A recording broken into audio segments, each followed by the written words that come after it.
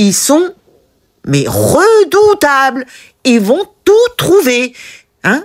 Mais quand il s'agit des gueux, mais quand il s'agit des gens riches, ça, non. Là, on n'arrive plus. Non, là, il y a un frein. Ouais, ben je sais. Oh, on a perdu les papiers, on a perdu les preuves. Mais quand ils veulent, ils peuvent. Mais bon, faut-il les laisser faire aussi, hein. Bon, oui, alors c'est par le plus grand des hasards, parce qu'en 2014, il y a un régisseur et une coiffeuse et qui avaient un patrimoine de 1,2 million, hein, autant que Bayrou, presque, qui était un peu louche. Donc ils se sont penchés sur leur compte et c'est comme ça qu'ils sont remontés à l'affaire. Bon, je vais pas tout vous expliquer, mais voilà, c'est à cause de ces deux imbéciles qui dépensaient un peu trop, hein, qui montraient un petit peu trop leur richesse, et c'est comme ça que, voilà, faut pas t'agglutiner avec des gens. Non, les gueux, non. Quand tu veux faire des escroqueries à haute échelle, il faut pas te mettre avec des gueux. Il faut te mettre avec des gens puissants. Hein? Là, ça passe. C'est ça la morale de l'histoire. si on peut appeler ça une morale. En tout cas, c'est en plein procès. Et les deux, là, Bilpano et le menuisier, risquent 5 ans de prison.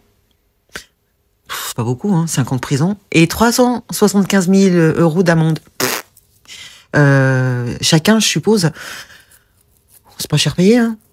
Parce que ça a duré de 2008 à 2015. Hein. Ils se sont fait du pognon. Est-ce qu'ils ont récupéré le fric? Est-ce qu'ils ont réquisitionné leurs biens? Est-ce qu'on sait pas? L'histoire nous le dit pas. Mais de toute façon, quand ils réquisitionnent, je pense qu'ils le disent pas. Je ne sais pas. Moi, je suis pas dans le domaine, donc je peux pas vous dire.